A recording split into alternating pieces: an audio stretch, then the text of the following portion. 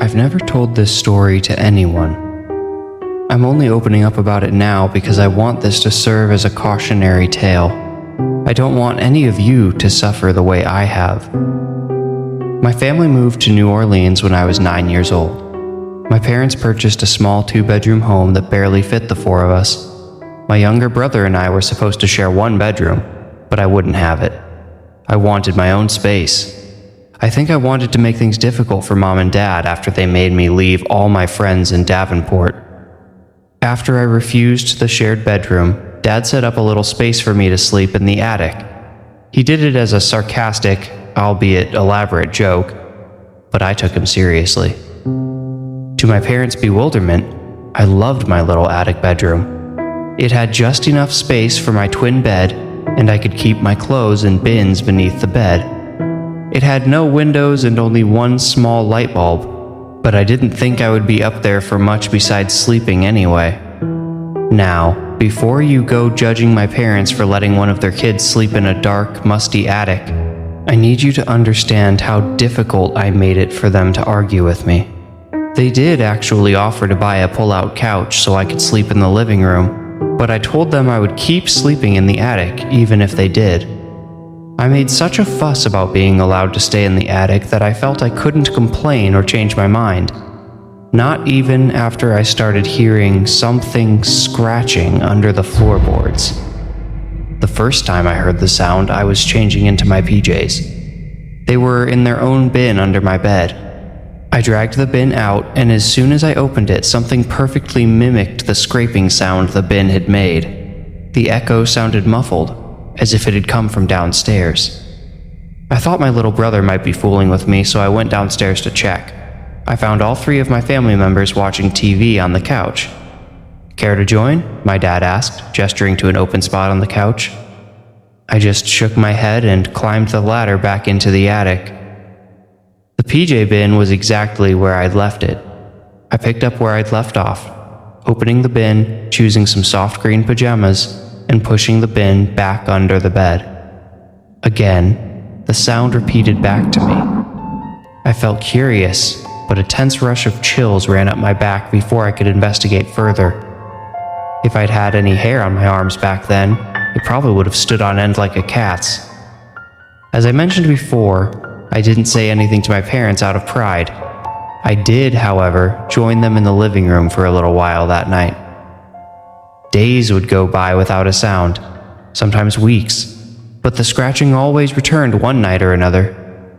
The worst were the long, slow scrapes that woke me from sleep. I often found I couldn't move when that happened. One moment, I'd be dreaming about school or the ocean, and the next I'd be jolted awake by that muted sandpaper sound.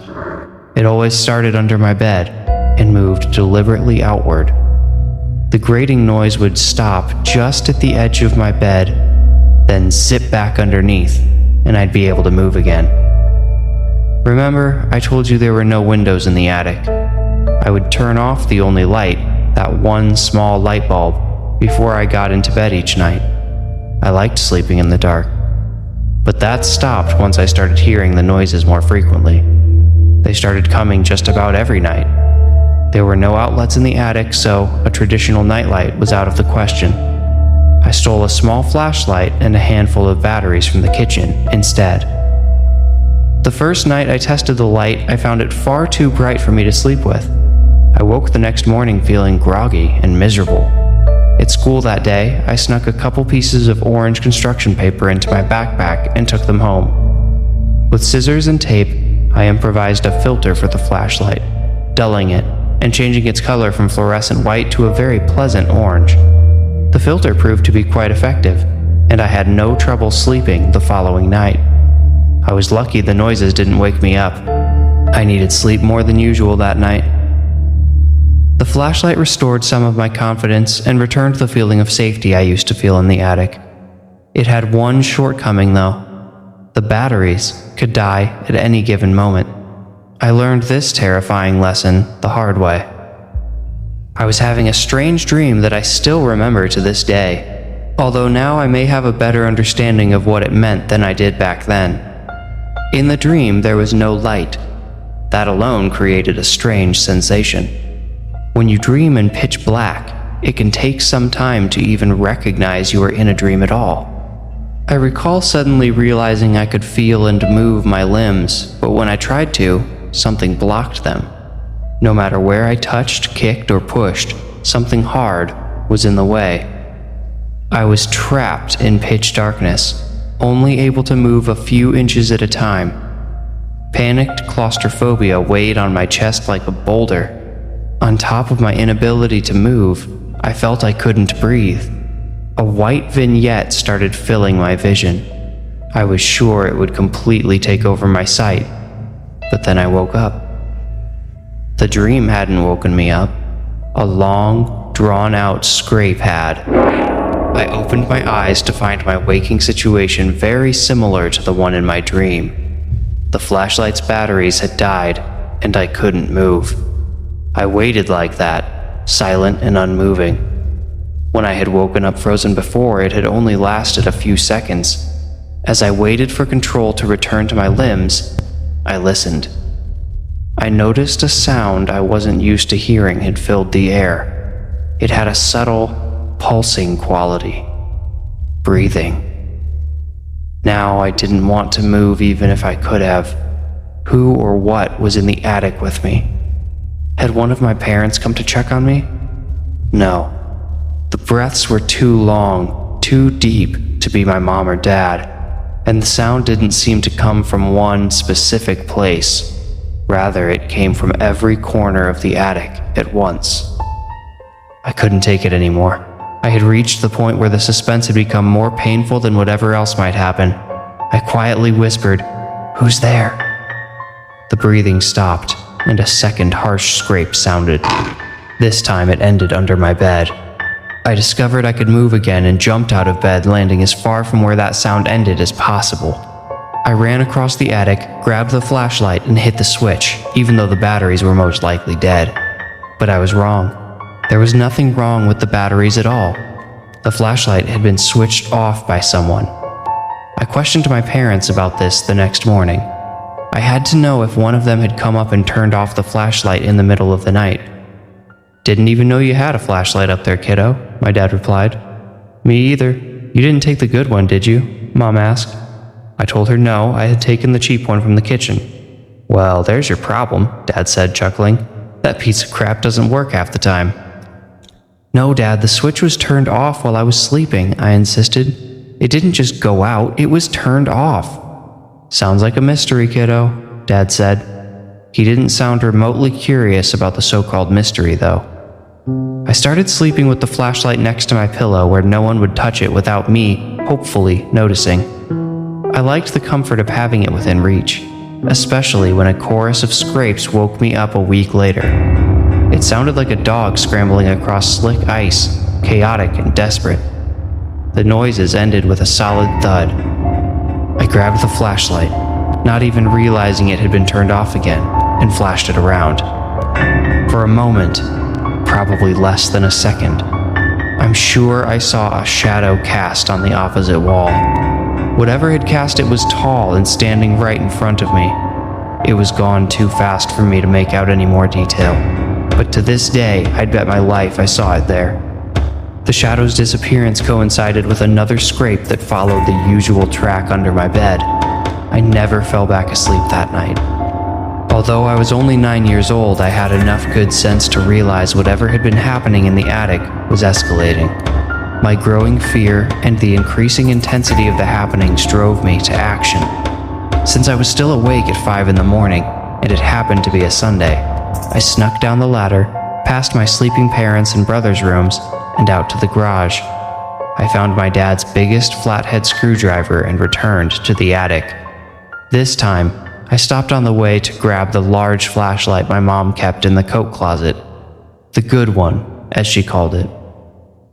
The good one made the whole attic glow. With the rest of the room fully illuminated, I used my other flashlight to look under the bed. I checked under the clothes bins for scratch marks, grooves, or any evidence of the sounds I heard at night. Everything looked perfectly normal. I had one more place to check, and it was why I brought the screwdriver up with me. I jammed the screwdriver between two of the wide floorboards and used it as a lever. To my complete surprise, the board came up with little resistance. I had expected a struggle.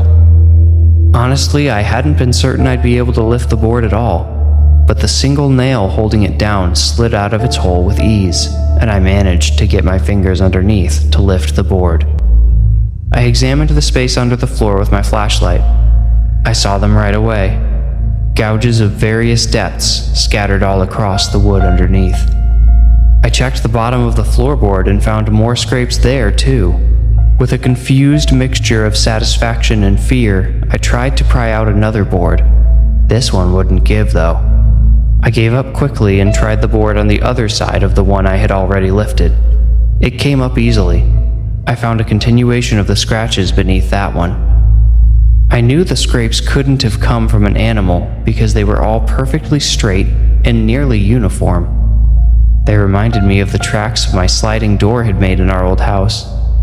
The door hadn't been properly mounted and occasionally dragged on the floor. The marks underneath the attic floor had a similar depth and pattern to them, wood on wood. I pulled out all the bins from under my bed and crawled under it. Then, following the gouges, I pulled up two more boards underneath my bed. When I pushed away the second board, I grabbed the flashlight and shone it down. That's when I finally found it. The box. Just a simple wooden box with a star carved roughly into the top. In the center of the star, I saw a small keyhole.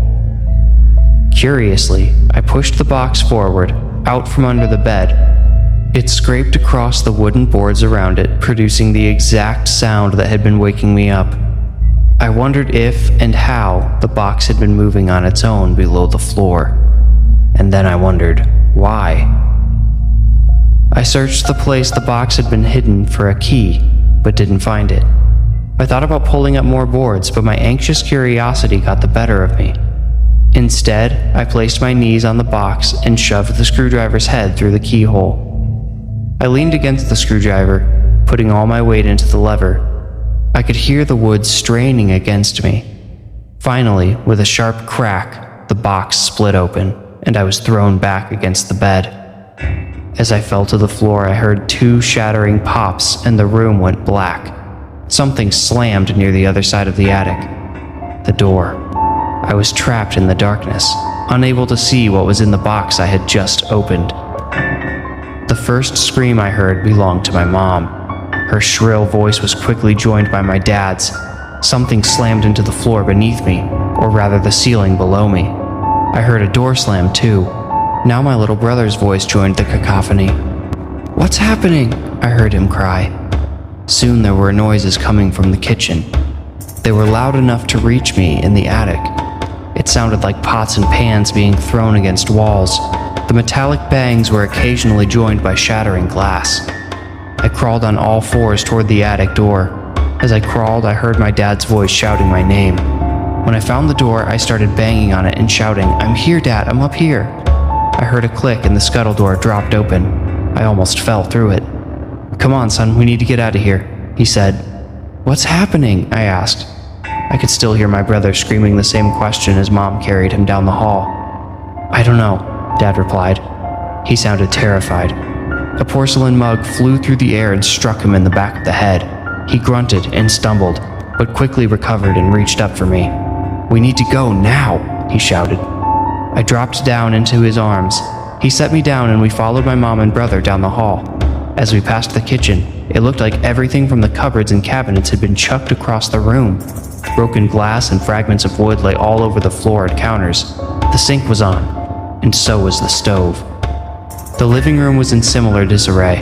The couch and chairs had been flipped, the bookshelves knocked over. All the books were scattered around the floor and a few loose pages lay among them. Whatever I had let out of that box made quick work of destroying our home. We all ran into the yard in our pajamas. "Call someone," my mom demanded of my dad. "Who?" he asked. "I don't know, the police, someone," Mom begged. The call ended up being to the fire department. Shortly after my mom had told my dad to call 911, flames started licking the windows. By the time we heard the first sirens, the whole first floor had gone up in flames. You'll be happy to know that once we moved back to Davenport, everything was fine again. Whatever I'd let out of that box didn't follow us. I later learned that Mom had been terrified it would. When I was at school, she would regularly have a spiritualist smudge and bless the house. If I had known all of that, I might have let her in on the secret I'd been keeping since the day of the fire. Since I didn't know, I kept it to myself all these years. Today, I'm sharing the secret for the first time. As I mentioned at the beginning of this story, I hope it serves as a warning. See, I knew that thing wasn't going to follow us. I knew it would leave us alone. As the firefighters were hurriedly putting out the flames, I had heard the same breathing I'd heard in the attic. It came from behind me. When I turned, I didn't see anyone there, but I heard him. With a deep, somber voice, he told me, "You have set me free, child." I don't know how to explain it, but I could sense a level of gratitude in the thing's voice. With fire, he had destroyed the place he had been trapped, ensuring he could never be trapped there again. But I knew he had no interest in harming me. Why would he? I had set him free.